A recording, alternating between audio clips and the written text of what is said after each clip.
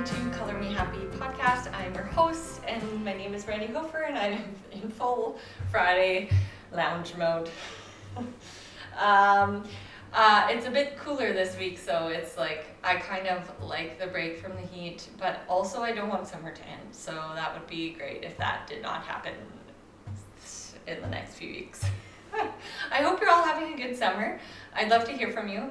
And if you're in the sketchbook project or working in the portrait class or any of like mural classes or getting creative with kids, share what you're working on. Love to see it, hear it. It's free.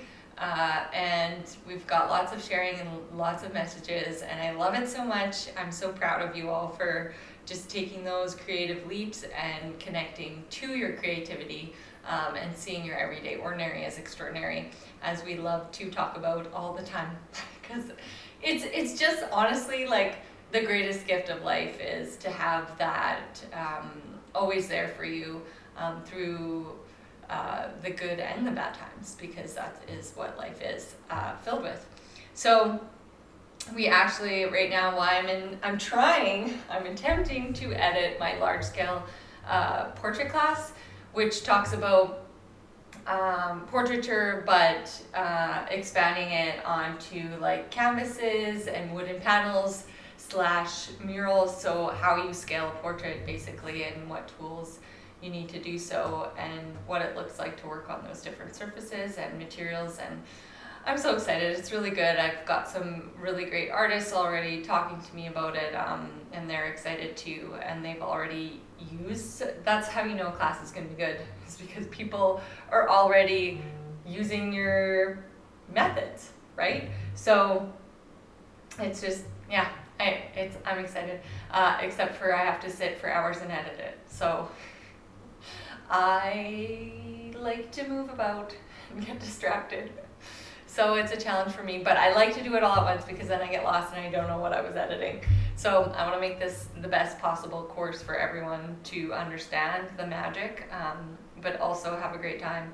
And an upcoming news, we have, I don't have the date. My mind is just chaos. But we don't have the date, but it will come in the next 2 weeks if you are local. And if you're local, most of you have heard of this place. And if you're not local, I'm sorry, because you're going to be jealous.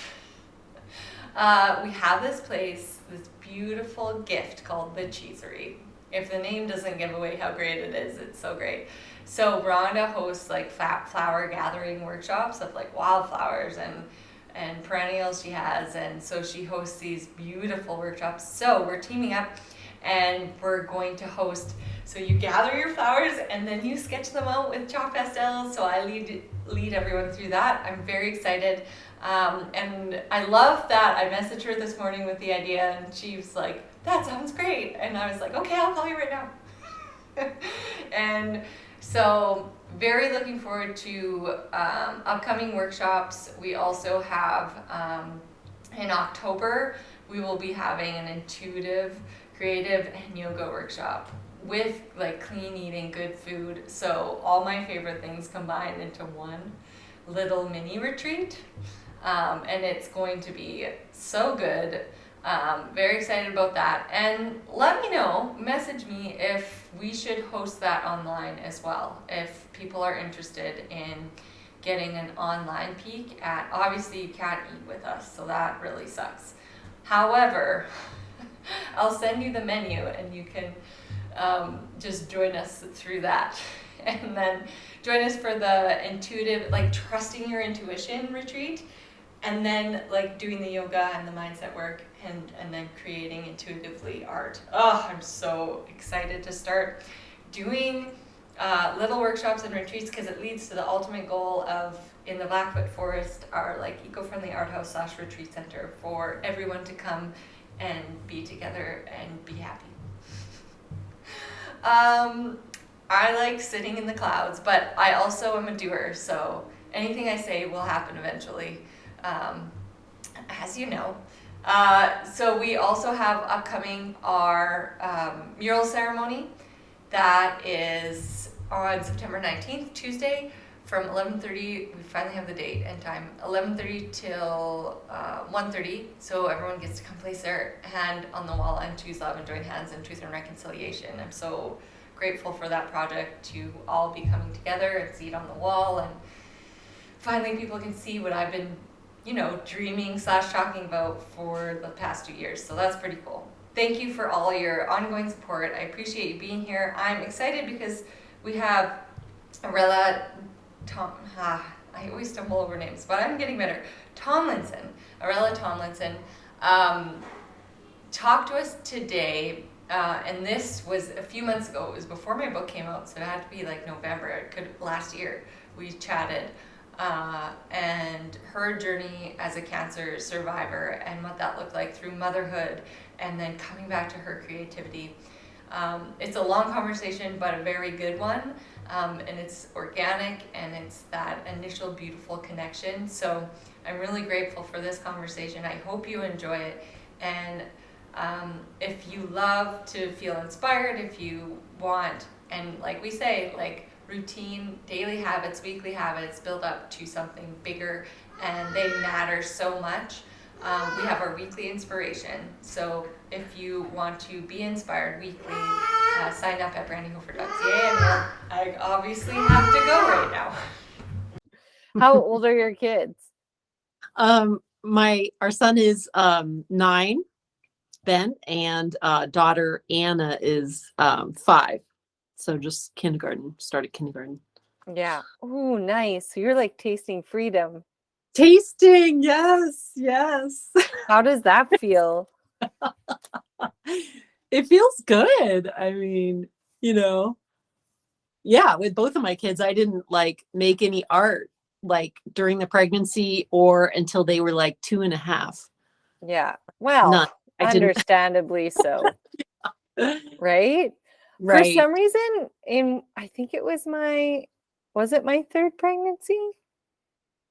I didn't want to make art at all. I was totally disinterested. It was very strange. I did anyways, because I was in the thick of custom orders and the season of being a creative. Mm-hmm. So I pushed through, but I didn't want to. I think I was painting Serena, and at the beginning of the pregnancy, I was very inspired, and I was painting Serena Williams from her Vanity Fair shoot shot by Annie Leibovitz, and it was she was so stunning and pregnant, but that hung on the wall for so long because I kind of just, she was just drawn on one of these raw canvases behind me, and then she just sat and they doodled on her for a year and a half, and then I finally finished it after Teddy was born. Uh-huh. Yeah, that's right. During that time when I started following you on Instagram. Oh, really? Yeah. Crazy. He told me about you. Oh, who told you about me? Just Ellie, a friend? Ellie Milan. Oh, oh, that's so nice. Yeah. Was it that long ago? Yeah. Oh my gosh. Yeah, because I did the Milan Art Institute Mastery Program, and I took 2 or 2.5 years, and it's been 6 months since I finished. So I don't know. Yeah, about 3 years ago. Mm-hmm. How did you like their program? Good. Yeah, I've heard great things. I haven't done it myself because I went to art school, and I don't know why I'm cutting off my head, but if I did go do anything, it would be with them. It's so great, and there's so much beyond painting that I believe they teach you, right? Just getting to know them and learning about it. It's a great program for learning the realities of being a creative, and they're all in it. They're all doing it. So who better to learn from, right? If you're going to invest in any sort of education, theirs is really, really great. And they're kind. They're genuinely kind people. They are really want to share, and they really want to share everything. And they're very inspired. So yeah. They're always sharing really juicy inspiration. Mm-hmm. There were so many art history art history lessons basically that Ellie was where I cried because it was just I don't know. at the time, like, yes, we're going to do this. We're going to change the world. And this is how it all fits in. And this is what inspires me and about, so. Yeah, I do know because actually, for the listeners, Ellie has been on the podcast, the founder of Milan Institute, and she talked about her vision, and it's quite stunning. It's quite beautiful, and I hope that people all around the world develop pockets of those beautiful little retreats of life that she is envisioning. I hope that, because she can't host everybody. But I hope that little pockets open up all over the world for people that safe space for people to create and connect to themselves. So before that, were you creating, or you were just getting into it?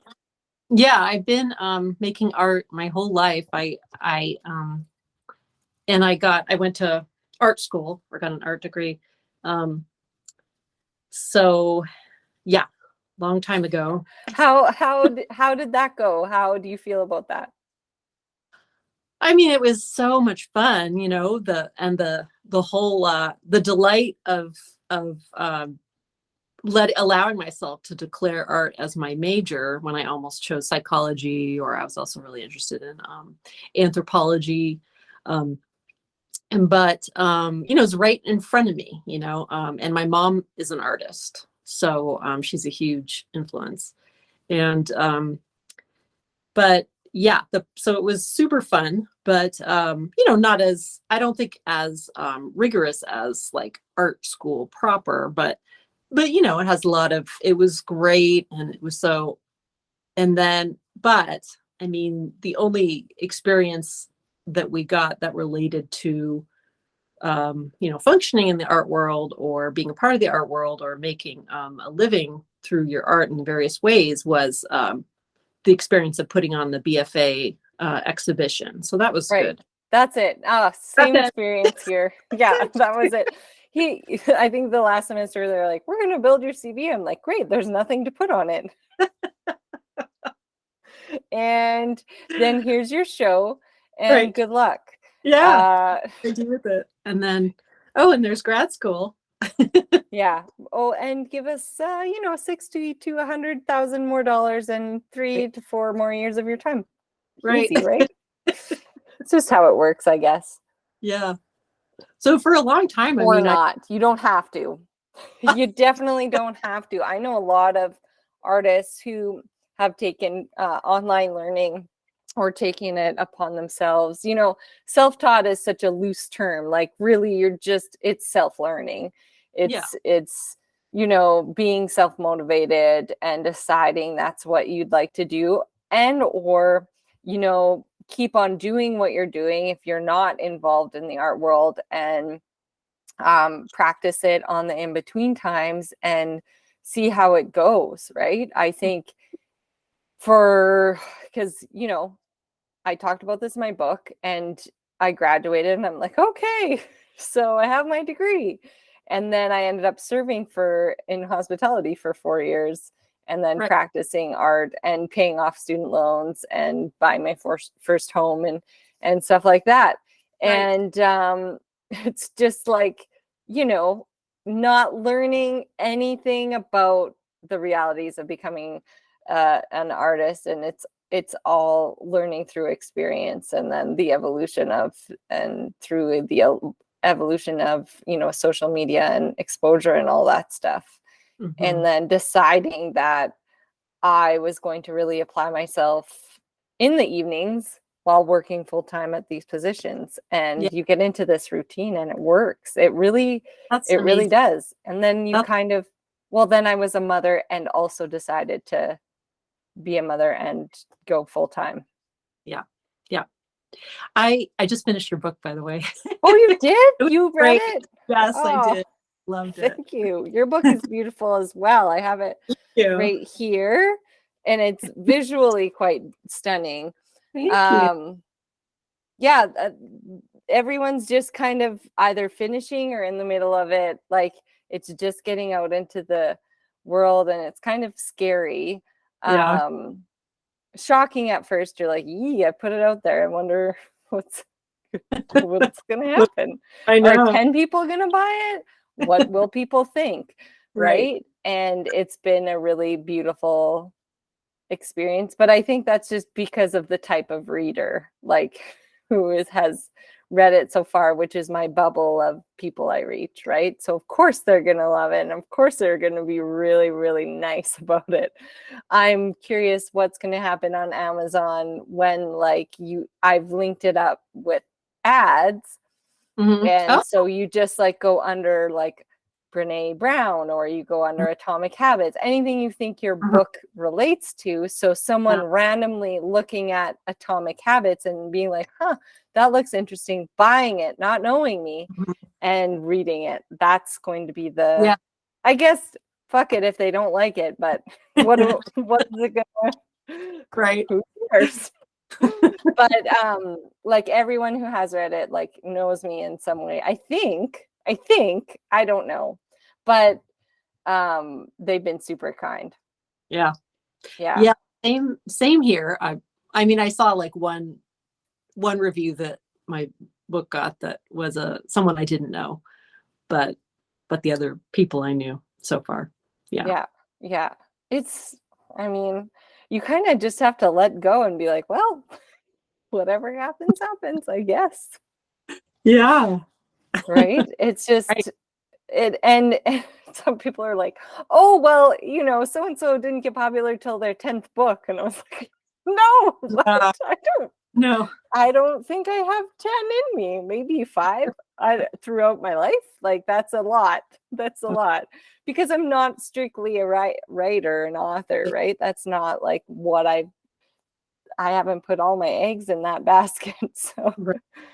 I'm like, well, I also have 10 other things on the go. So I'm hoping this one book that I tried really hard on does okay. Yeah. Yeah. I loved it. So let's talk about you and what brought you to your beautiful book, Creative Path Through Breast Cancer. Can we talk about that experience? Yeah. Please, if you're comfortable. Yeah. So in I had my oldest son Ben. I had him, and he was 6 months old, and I knew someone who had found a lump, and it was early stage breast cancer. So because of that, I guess it was kind of on my radar. And when you're breastfeeding, you're always most people are, you feel yourself and what They're out there for everyone to see, whether you like it or not. And so I found a lump myself, and I thought, gosh, it's probably nothing. But since that, since it's my a family member actually.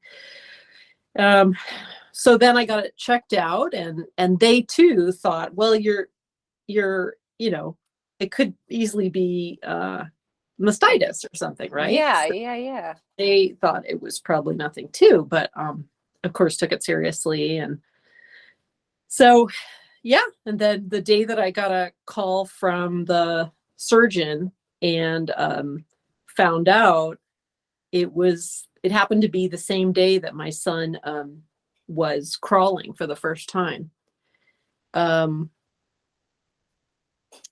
So very shocking. And I talk about this in the first poem and the first art piece in my book. So just, that's just so shocking. I was 38, and Of course. Yeah, like yeah, not what you expect. no, not what you expect. And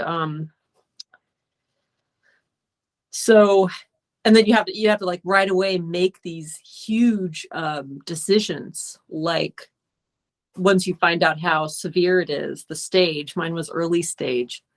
And then, and anyway, you have to decide if you're going to get a lumpectomy or mastectomy. And You have to decide. Your doctor didn't decide. yeah, you have to decide. I mean, your doctor gives you your options, and sometimes they'll make a recommendation a lot of times. But and so yeah, so I felt right away that wow, I was hearing from some people that, oh, not everyone can work. In fact, a lot of people can't work during the treatment. And so I found out that I was going to have to do chemo and radiation, and that it was going to take like 8 months. And it did, like 8 or 9 months.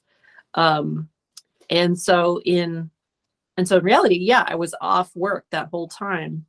But also a mother, like But right, also a mother, and so he was only 6 months. I had to stop breastfeeding. So that was really heartbreaking. That was really hard because we, I ended up, having another baby after the whole ordeal, which is it was kind of a miracle to get pregnant with her. But anyway, and I breastfed her for 2 years. So I probably would have breastfed my son for 2 years too.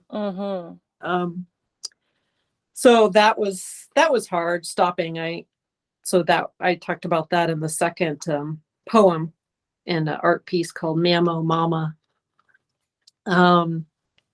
Just how it felt to start interacting with the healthcare system and realize, oh, like you feel like in any system, I mean, you just kind of feel like you start to realize, oh, like I'm this number, I'm kind of like a body right now. Like I'm I don't know, it's just depersonalizing, I guess. But yeah, so anyway, I decided that I really wanted, like, why is this happening to me was the big feeling. And so I really want to get something out of this, or I really think that something is supposed to come of this, I believe in God. I believed in God. And so I thought, there must be some point to this. And so I thought, well, I would love to do a lot of art during this time if I have to be off work. And so, yeah, so that's what I did. I took night collage classes at night, like workshop type classes that I could repeat over and over again, which is something that I had done like before whenever I could. And it was really hard to go sometimes because I was tired from especially the radiation, but it was just always like so worth it. And it just made me feel like I was starting to process things as they were happening. And then I didn't realize that I was just making all these kind of like small collages. Like this was like the fourth one I made. And this was I called this Long Road, Weary Legs, Heavy Door.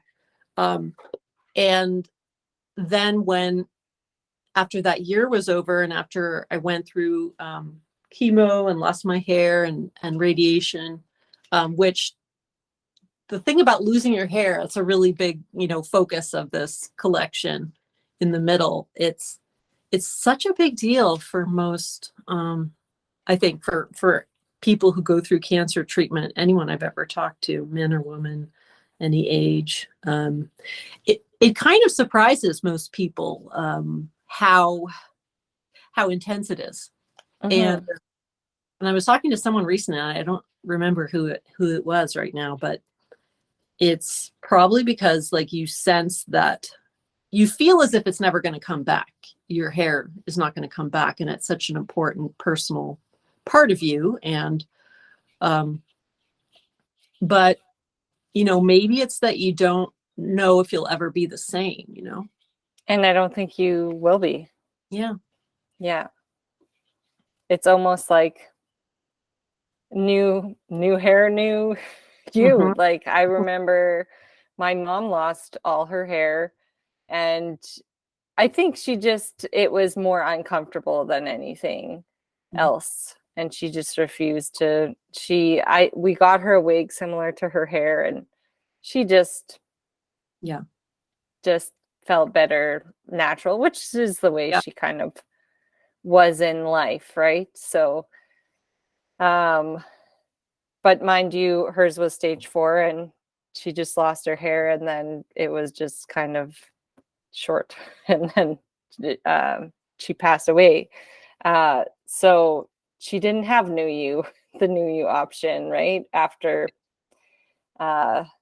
that. And I think it's almost, if you do get a chance, I think it is a rebirth, and I think it is whatever you believe, God or the universe. And I haven't gone through it personally, but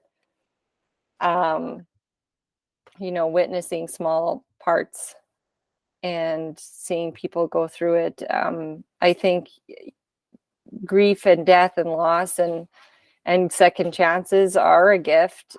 In like, of course you never want it to happen, but it does. But I think if you can take something away instead of being dragged down into the depths of grief at what you had, if you can take something away, I think extraordinary things can happen in your life. Like, no, we don't want them to happen in the first place. That's not what I'm saying at all.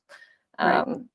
However, I think there are little blips of, beautiful things, like for yourself to have that time and see what you did with your time and see what you discovered about yourself. Hey, buddy. You don't want these anymore? Oh, I do want those AirPods. Thank you. You just left these on the counter? You're good? I'll take those from you. No. Yeah. So you were discovering parts of yourself.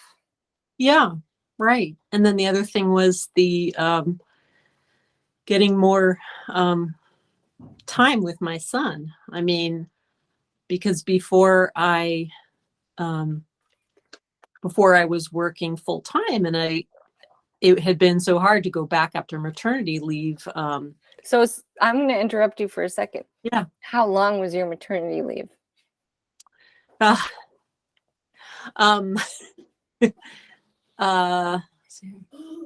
It was 3.5 months. It was 13 weeks.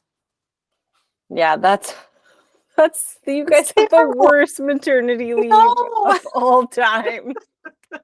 Like, that is not, I know. That is not like, I'm so sorry. Like, that is so bad. Yeah. Yeah. And that's, And so with my daughter, you got to go back home then. So you stayed home. Yeah, so I stayed home, and I had to have a big old calendar that I managed all my appointments, and someone to watch my son during all. Well, you needed to stay home. You didn't get to stay home. You needed to stay home. Let me rephrase. Oh, thank you. There's no effing way you got to stay home. You needed to stay home because yeah. And then it's so weird, the chemo, because you know when you're going to go through it. And it feels like, for me, they felt like a flu, kind of a cross between the flu and like I've just run a marathon, and maybe a little like COVID, I don't know, but it's just like, exactly when it's going to start and when, and for me, how long, it would last. And so I got so much help from my family, so much help from my That's good.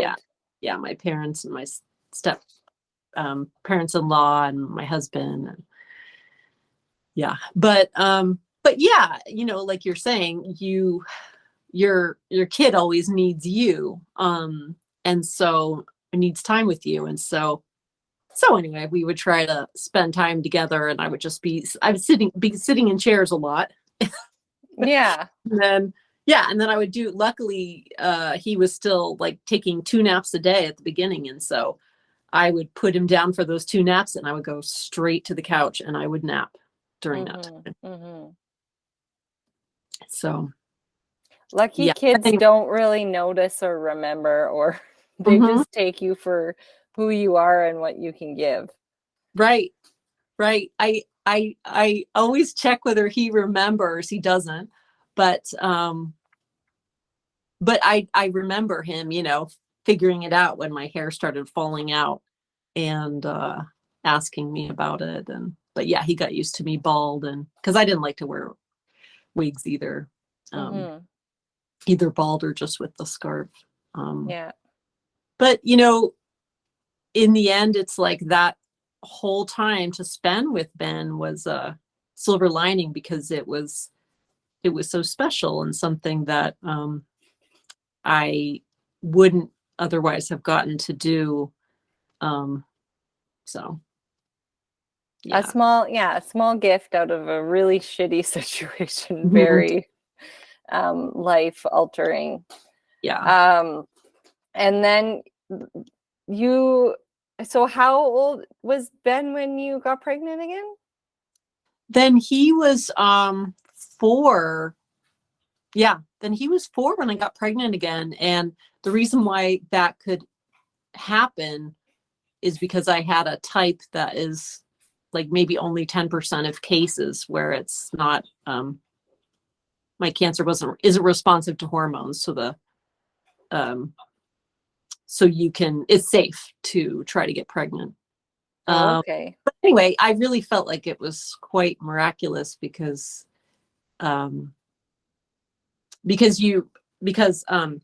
chemo puts a lot of people into menopause. If you're anywhere near, well, even if you're super young, it still puts a lot of people into early menopause. And then if you're like at all close to it, then you usually don't come out. But right. Oh, wow. Yeah. So anyway, we were so happy and fortunate to have her. That's incredible. Yeah. And my boss was so understanding, and I went down to halftime after that. So I was able to spend, more time with the kids, but especially more time doing art. So, yeah. So around really those beautiful balance. Yeah. And around those years are when I started to dream and think, I really never tried to make art for my job and my career. And wouldn't that be amazing? And because I just ended up leaving my my job, my previous career, in July. So about Congratulations. 6 Thanks. Yeah. That's really And how are you enjoying it? I love it. I love it. I mean, I still have all of the same sort of things I'm unsure about, and things I'm figuring out, but I just love my time down here in the studio, and even the marketing part, I like that too. So I'm trying to figure it all out. I'm kind of at the beginning, but I think like it's such a great sign, because I no longer have this thing that I can't wait to retire to do. Instead, like, I am doing it. You never retire from being an artist. Right. No retirement plan. You just are. Although I am trying, I was like, I had to choose. I'm like, things are getting a little too, I'm like, maybe I could like slow down making art, not like have to create a collection once or twice a year. Maybe I don't have to. Like, maybe just chill for a second. And so I just kind of coming off of seasons of like creating like 15 or more years of that. It's just strange, but I think you have to flow with what life is presenting you. And if I don't feel the need to like paint all the time, like, then that's okay too. That's okay. Because I had a season in my life where I was like super obsessed with it, but now I can express myself through writing or community projects or helping other people connect to their creativity. I'm discovering I really have a passion for, which I never thought I'd be there or here where I am. So, and working with young people. And I think everything is a creative outlet. And when you talk about marketing or, every part of it is kind of fun. Like it's a way, like even creating a reel on Instagram, that's a creative medium. Writing about your art or writing poetry about your art, like those are all different creative passions. And the stereotype is that you can only do one of those things and it only looks like this. Like if we get right down to it, it looks like a male solo, no children, or the wife is somewhere, or and they have a lover and they are, like, or they're crazy and they have a cigarette hanging, dangling, like, you know what I mean? Like, it can look like this. It can look like, you creating about your experiences and you making your way through life. So in your practice, are you incorporating a lot of like custom artwork or gallery shows or kind of a mix? Currently kind of a mix. I've only done 3 commissions, and I enjoyed them, but I'm not going to do any for a while. And I'm just trying to I liked it, but I don't want to do anymore. Well, no, I need to make a lot more work, and so I need to focus. Yeah. So I'm going to do a fair coming up and see how I like that. We, over this year, try to decide if I want to go for more galleries or not. I have 2 galleries right now, but a gallery emailed me today. Can you please share a call for art with your community and artist circle?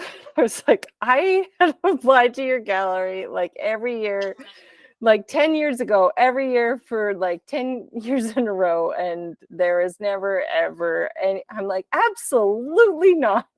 Not that I don't like love to share and expand but like, why? Why would I do that? That's such a strange ask. Yeah, that is. Because, that was a season of creatives. I think there are so many ways creatives can make a living now that we're not so dependent on that one,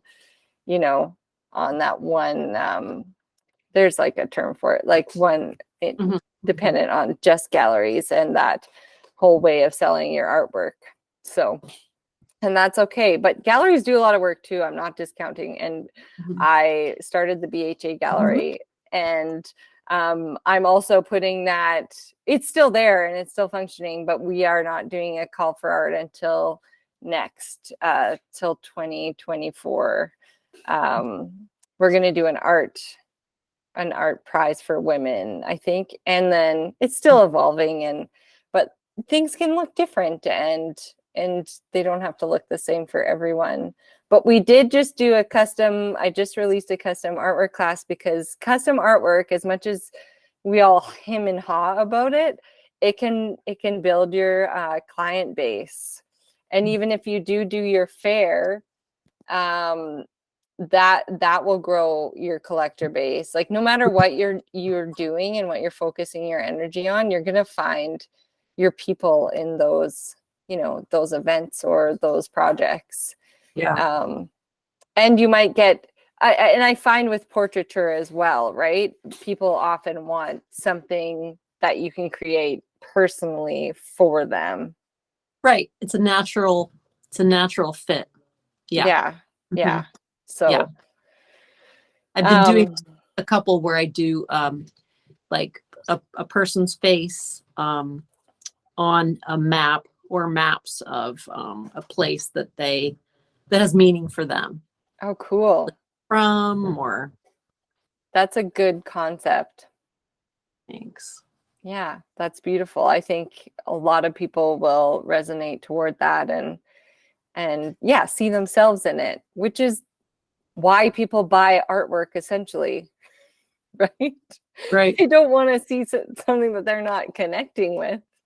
Right. That's why they purchase it. And for the most part, sometimes designers purchase artwork because they're putting it in a space. There's all sorts of reasons. I just finished a huge one of a woman, and yeah, she wanted something specific, but with her face in it, something similar to what I had done before. And yeah, everyone wants their own personal little touch, which is nice. I like that. Those are my dream clients where they're like, be you, but I just want a little bit of this, and they're so nice about it. And it does happen. It does happen, but there's a lot of steps. And I don't know how much you've done custom artwork. Have you been offering it for a long time? No, just like a year and a half. I've only done 3 commissions. Oh, okay. For people who are listening, like there's a few essential things that you have to do. Have you had any bad experiences, or have they all been good? They were all good. Oh, good. I think you're just so nice. I don't think they typically are good, but I think, and I'm not sure how you approach your clients or how the transitions worked, but there's like you should have contracts and always get like 50% down, even if they're friends or family, and like pricing is really important too. So you don't, because once you offer custom artwork, you're going to get more orders.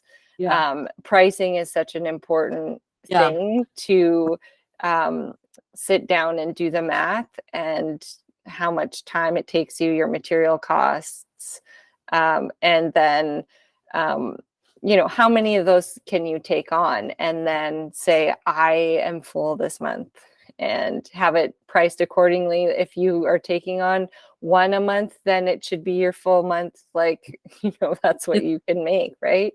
Yeah. All things. Hard to figure out. It is hard to figure out until you've kind of done it all. That's why I made a class. I put it all because I did some years where I did way too much and I got paid less than someone who works at for minimum wage. So I made the mistake already. And here it is for you to do. And please don't make that mistake of crying the night before Christmas. Christmas Eve, because you took too many orders on.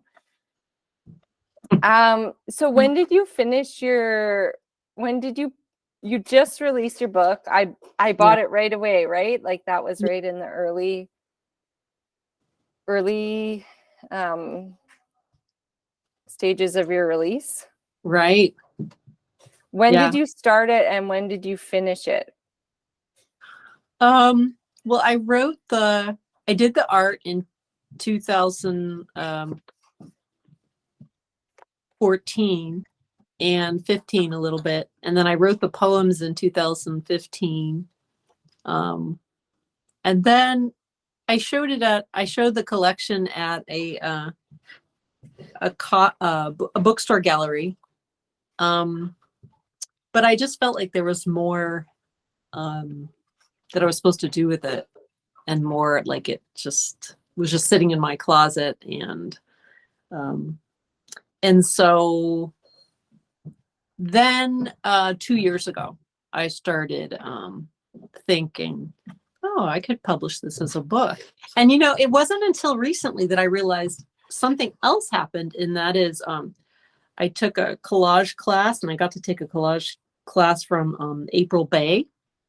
And she did this, I put it right over here. She had us do make zines. And this was really influential for me because, I realized, oh, okay, I have this, artwork and poetry that I made. I'll make a zine out of that. So I really I made sort of like even more sort of Oh custom yeah, I love that. around the art. I mean, in a way, this is like a much cooler version of my book, but Yeah, a little I harder want that. see. You've got fringe. Yeah, I want a fringe book, please. I'll send you the fringe. I'll send you extra fringe. I love this one. I see that, like, you can see the mapping Mhm. in this. That's beautiful. I love that addition of collage and integrating the form and the portrait. And yeah, that's such a lovely. Mm. It's like you're backing up, but you're like so close up. Mhm. Yeah. It's quite Yeah. beautiful. Thank you so much. I'm really obsessed with that. I feel like it's let's see, this has a little bit of that too, but then all of my bits and pieces, everything, they all have maps underneath it. And I think it's something that is very intriguing to me because I was an art therapist, and so I got a master's in art therapy, and I thought that I was gonna continue on being an art therapist, and I ended up just feeling like I got burnt out pretty quickly, and I thought it was the paperwork and the quotas of having, you have to see like so many clients, but I think it was actually just not like I think that I needed more of a balance where I wanted to make my own art either instead or first. So I'm kind of like always working through that, like, okay, do I want to do some therapeutic art workshops, or do I want to spend more time making my art first? So I'm always thinking about that. Art Anyway. can be so healing. It Yes. is. Not Yes. can be. Sorry, art is healing. It's It is. factual. Right. Everybody knows. Yeah, I'm hoping to bring more of that programming into our community through different centers. Because it is just, I've seen it. I've done it. Yes. I've lived through it and come out on the other side. Whether it's writing or painting, I think people need some sort of outlet. And I see how you light up when you talk about, what you're working on and what you're doing and what it means and what you've gone through. And it's just so beautiful. And don't you want that for other people? Like, Yes.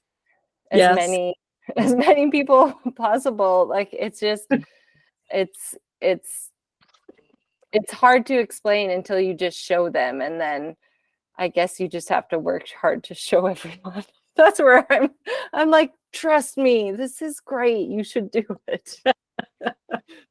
How can I do that? I think I'll always burn myself out in another way. It's like, you mean like like more people getting convinced to give it a try? yeah. How can I get more people who aren't just like, maybe not even an artist, to just like try to connect to that part of themselves, or get programming in places where they're doing all sorts of things. But what if you try bringing in artists, not just me, but like, what if we give you some money to bring in artists, any artists, to do, and it can be anything. They don't, like, I have no trauma. I don't have art therapy.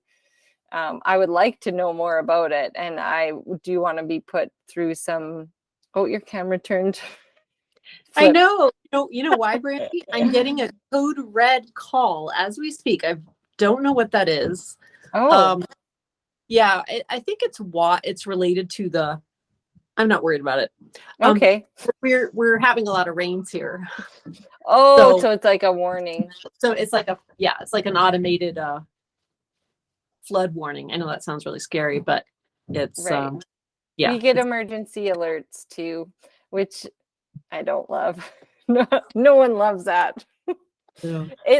It makes your body release like stress things, I think. Like, there's a dangerous suspect at this gas station, and you're like, oh, stop sending these. I bet you there's dangerous people everywhere all the time. I don't have to know that there's a dangerous suspect 3 towns away somewhere. Oh yeah, I'm not interested. No, well, I mean, but I get it when there's an emergency alert. But Yeah. for a while there, they were throwing out for like a month. They just kept throwing out emergency alerts, and I think it was freaking everyone out, like the public in general. Yeah. Ignorance is bliss. We took a turn. Sorry, we took a turn in the conversation. Trauma programming and art therapy, I think, is so interesting too. But it's hard when you're also an artist and you're like, can we just sit? I would also love to make a piece right now with you. Yeah, totally. And it's so interesting. I mean, because some art therapists do that in their practice. But most of us in my program didn't do that in most situations. And I remember at the time thinking, gosh, this is such good practice for having kids. Yeah, right. It's like, wow, like it's so fun. And I think it's really fun. And it is fun on the other end, because I saw an art therapist myself for years.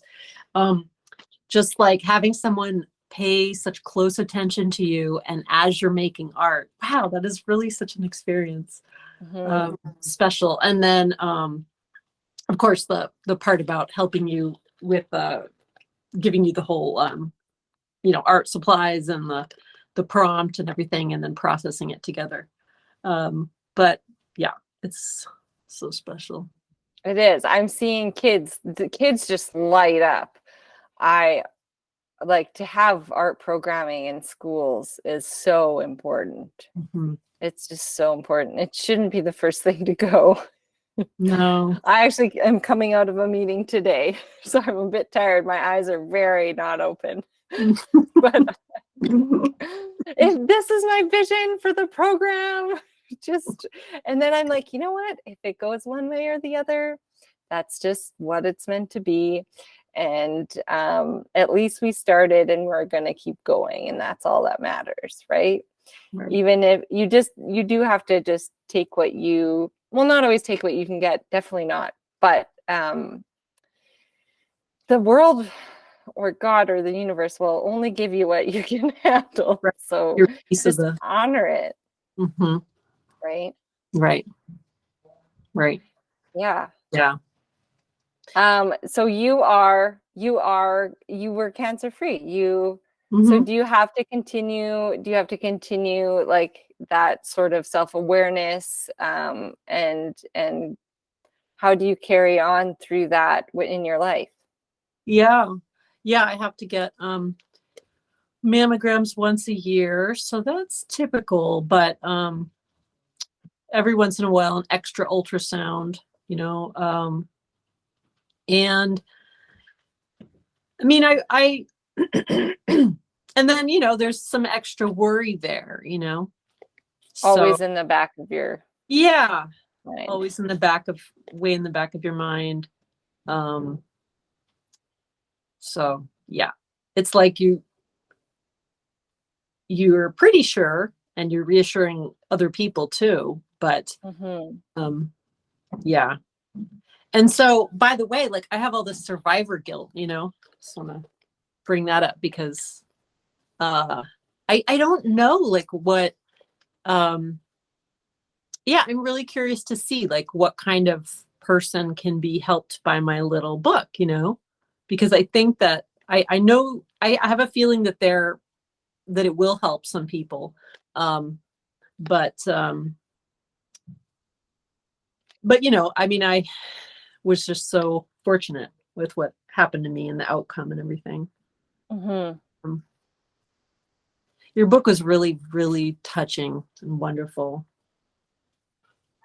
That's so nice. Thank you. I never know what to say. It's so hard. Did you feel like there's just parts where it helps? I just genuinely want to know. Yeah. I feel like, I mean, okay, you sharing about your mom, what I was thinking when I said that, it was just powerful. And So in a way that kind of like, and that and all the reflecting that you did about just appreciating every moment that you have. And yeah, so anyway, that's just, it's causing me to reflect a lot on like my time with my family, literally my mom, and my kids, you know, because you know it's hard sometimes getting into a pattern of not I don't know, just Yeah, I get it. You just kind of fall into the motions of life and you forget. And like what you went through, like that is, you know, soon will be a decade ago. And unfortunately, humans easily forget, yes. you know, coming off of things, and it's so easy it's easier to fall into the pattern of just forgetting and It is. and and also like reacting to people and interacting with your family. It's easier to be angry, it's easier to be responsive, like it is easier, but does it feel good? No, it doesn't feel better. And I think and reflecting on, like, people have asked me what my book is about and I'm like, I don't know. I'm not sure. I forget kind of, but the more I've been talking about it and the more that I hear women responding to it and what each person has taken away, they've taken away something different because of what they've gone through or what they are going through. And each part helps in its own way. And I think essentially you need to take care of yourself and have the base and the foundation of your life. If you need to start there, you need to. And I did start, as much as like it was kind of like, you know, no one wants to be told that they should get dressed and take a walk right in the morning. Like I was worried because I'm like, everyone hates being told what they need to do to be happy. Like no one likes that. Like who is she to tell me that I should get outside all the time? Like, so that was a bit of like, I don't know if I should, but But I it's like so that. important. I need It's so that. important. Yeah. And my friend Amanda, she was actually like, she was really connecting with that. She's like, I needed, you know, she's like, you're right. The hardest part is getting dressed. That is, and then the rest is just like, and that's not just for working out, but wherever you're going or how you want to grace your day. If you want to feel like $1,000,000, dress like $1,000,000 and go somewhere. Like it's the hardest part is always getting dressed. And so it starts with like self-care, and then it goes into, you know, a bit of the more in-depth emotional of your being and how absolutely extraordinary and how massively what the odds are that you are here right now today. Like you just can't waste time. Time is our most precious commodity, and every moment that you are here is an extraordinary one, and it's for a reason, and it's adding to your foundation and building up to who you can be and who you choose to be. And I think that, like, it's a long explanation, but that's why I want this book to work. Like it's there if you understand it or want to. I found that part really inspiring too, and and that's exactly something I'm going to be working on is exercising more. And then the other thing was just, it was nice to just kind of like get to know you through your sharing about yourself and your life and your perspectives and your habits. I love that. So yeah, I feel like I loved learning about your good habits. Habits, honestly, That's how I slay the day, habits and routine. I just posted on Instagram. I was like, let's talk about routine. Because especially as parents, like if you're not in a routine, you're failing at life. It just doesn't work, because you can't take care of other people if you're not taking care of yourself. And every day you just have to, it's not out yet, but I had a sleep therapist come on the other day and we chatted. And so we talked about, like, obviously sleep, right, as being number one, which is a chapter in my book. Sleep is your number one and your only mission and your top priority. And it just is. And it just is to function number one as a human. And it's all these little things combined. But what she said was, she held up a Post-it note and she's like, this should only be what is on your one day. Like, it should only fit on a Post-it note. It's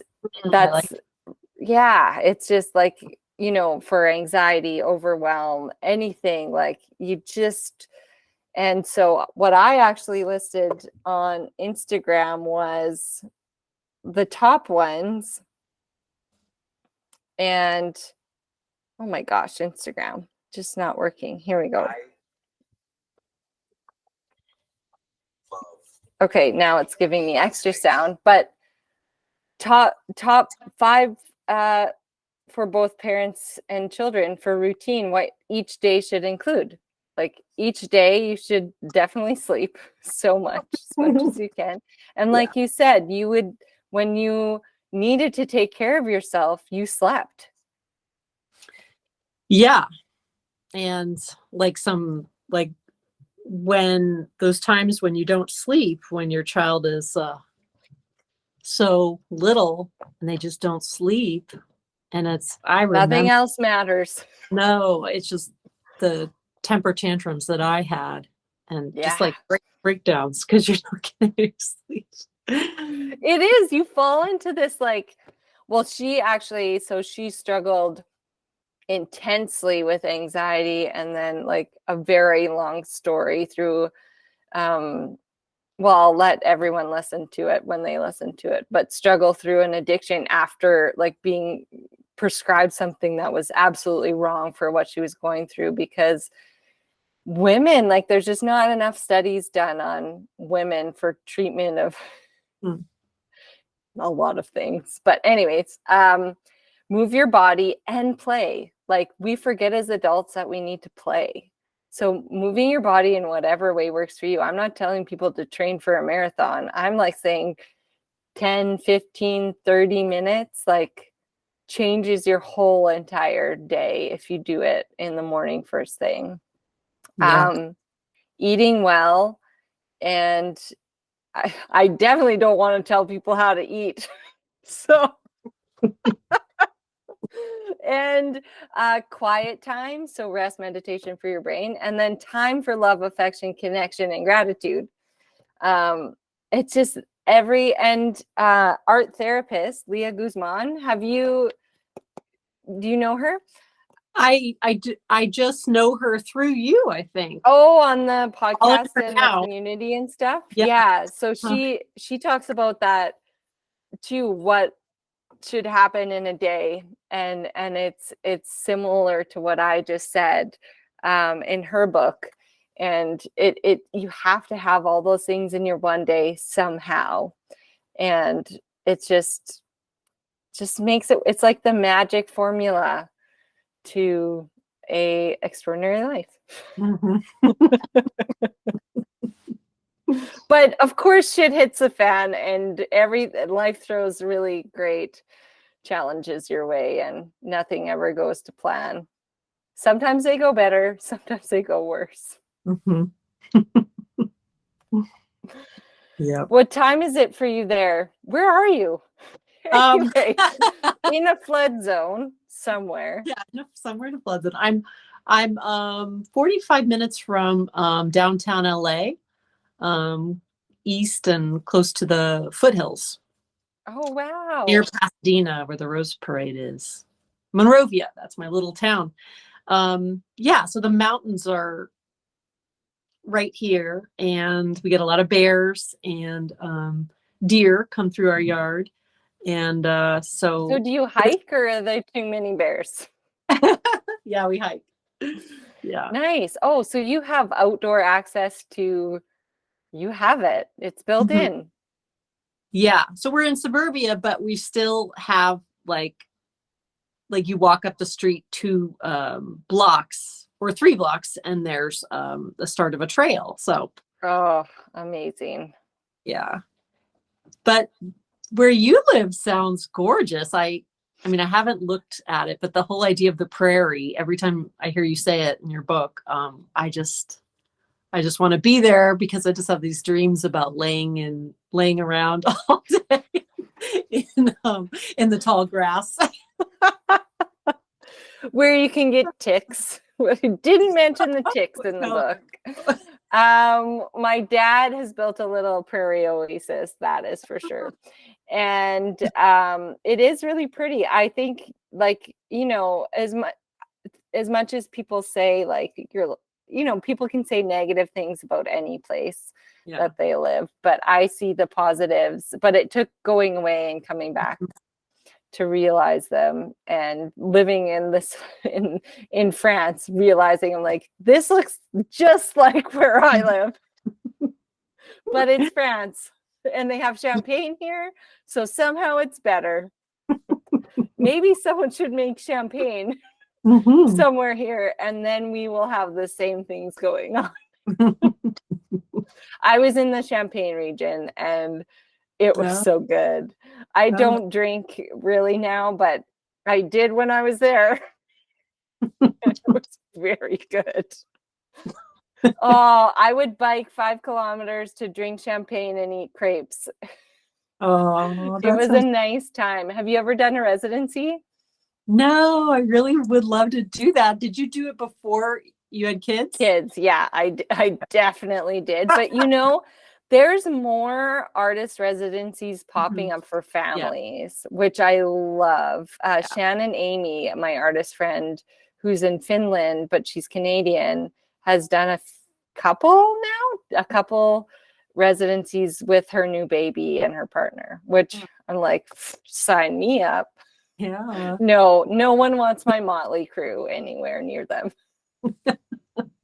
I like, they're so nice, but they're so destructive and busy. So, but yeah, you're welcome to visit anytime. Oh, yes, I would love to. I've never been to Canada. Really? Yeah. Oh, we'll have to travel around. There's beautiful places. I wouldn't just stick with here, but we live in like a lake country, so there's lots of lakes and stuff, like just freshwater lakes and beautiful. You know what? I haven't even explored, and I've lived here my whole life. I haven't even explored as many lakes as I should. I feel like that should be my next summer mission. That is my mission this year, is to explore with my family, just to take time off from, I feel like since the pandemic, I've been like, let's change the world. And you can't stay up that high for so long. So I'm installing a 130 foot by 20 foot mural in July, and I'm like, that will be it. Nice. Then you need to take a month off of life and hang out with your family and do something else. Like a real time off, It's like hard with the podcast and everything. Like, people don't know, like, I edit it all. I do all the posting on everything. It's nuts. So I don't know how to do it. I'm not sure, but I'm going to figure out how to keep doing it, but not just me personally anymore. So if anyone has a tip or someone who wants to work for me, just send me a message. Yeah. Anyway, I'll let you go. Are we on the same time? What Oh, time is it there? we're just 1 hour difference. It's Okay. 1 hour earlier for me. Oh, earlier. Okay, Yeah, so you're fine. I'm fine. Yeah, Where but can everyone find you and your beautiful paintings? thanks. Arella Tomlinson art.com is my website, or a shortcut is arella.art without any .com. And on Instagram at Arella_Tomlinson. And do you have collections available now or work available? Yeah, I do. I have original work available on my website, and I have prints of all kinds. And my book is available on. It's beautiful. I have it. Yeah, you have it. Here we go. Go. This beautiful book. Oh, here it is. I need to show you my. Yeah, we need to double it up. Here. Yeah. Double screen, double the book. It's beautiful. Thank you. I got a graphic designer to work with off of Upworks, and she was really good. Is that like a Fiverr thing? Yeah. Yeah. I love that. Yeah, speaking of, you don't need to hire like super professionals. You could just get it for in a highly competitive market somewhere else for way less. Who doesn't love that? Yeah. And yeah, she was really good. But yeah. Although it can go the other way.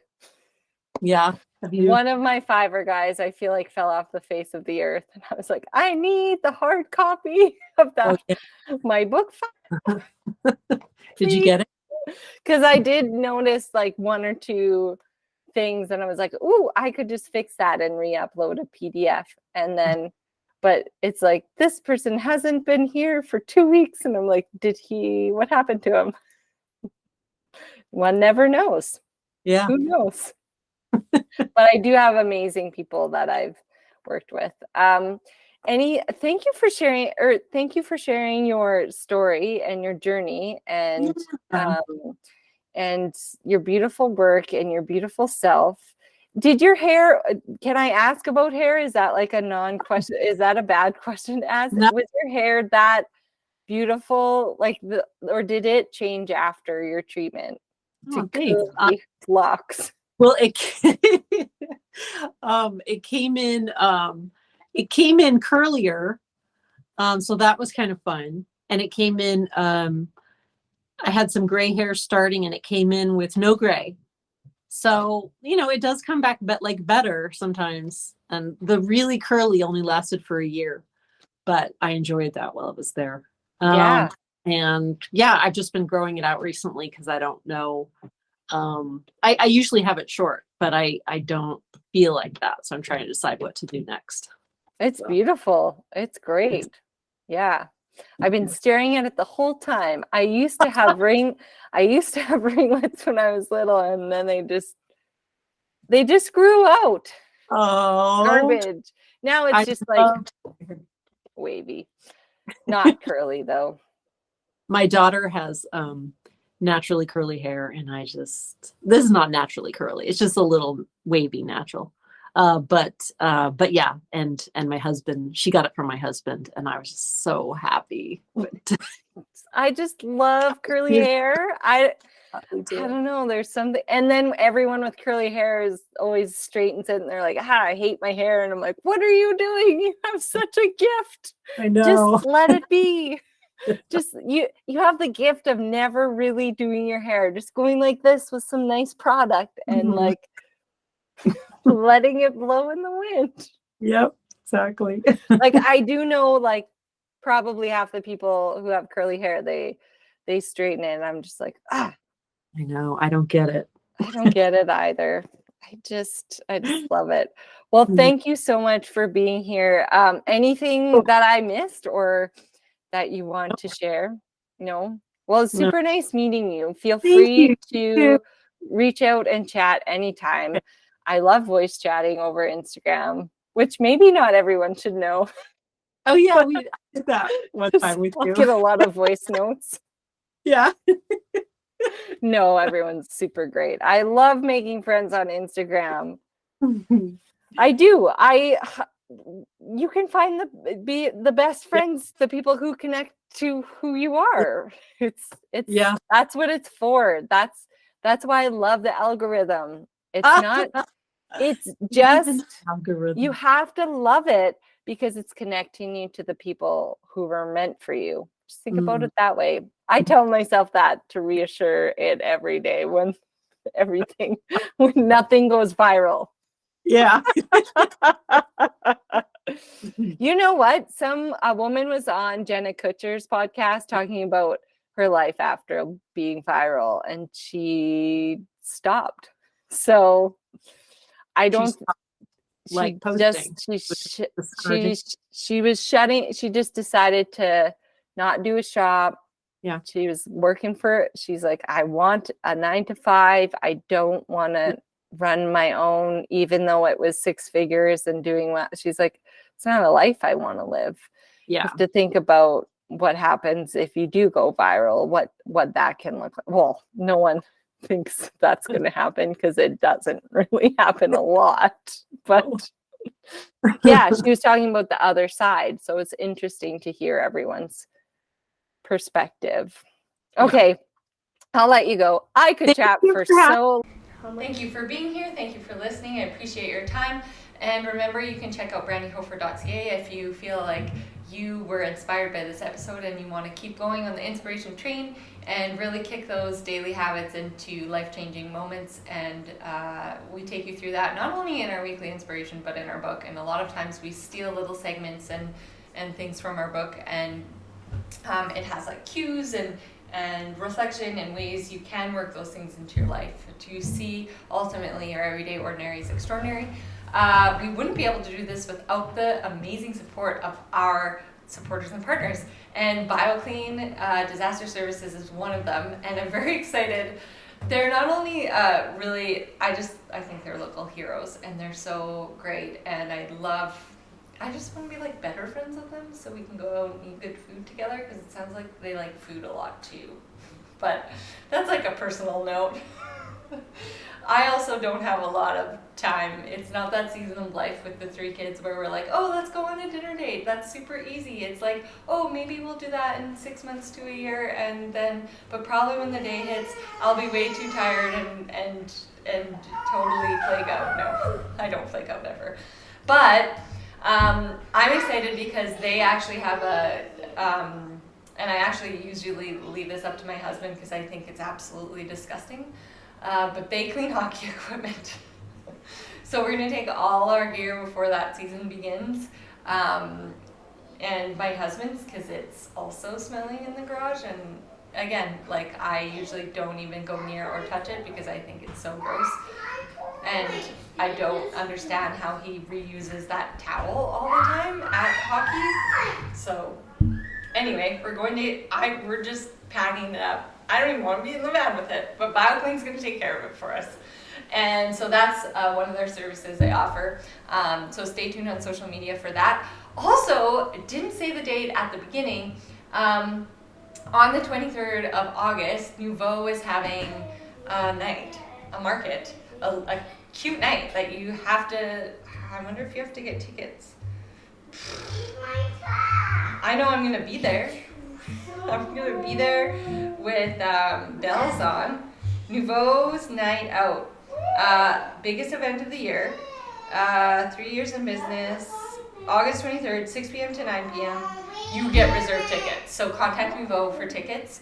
Yeah, it's fancy. So not like fancy, but like it's a nice night out. So you could go with some friends and it would be lots of fun.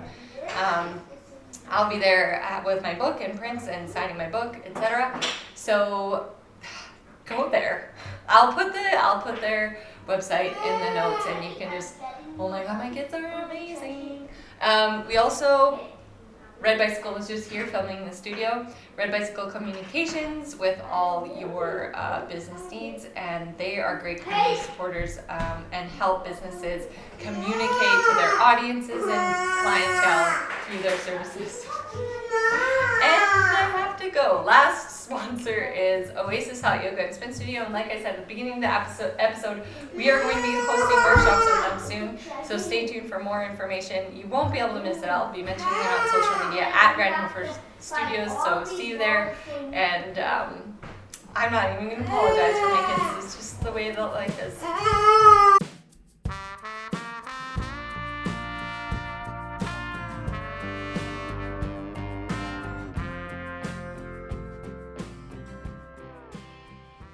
If you're looking for some time for yourself to relax, release, and unwind, Oasis has the perfect space for you. They offer yoga and spin classes of all levels. Whether you are a beginner or advanced student, Oasis thrives on accommodating all aspects of the practice. Let their serene environment and gracious staff help you in your journey of peace, healing, and strength. Sign up online at www.oasishotyogastudio.com or by downloading the Oasis Hot Yoga Studio app. Feel like yourself. You deserve it.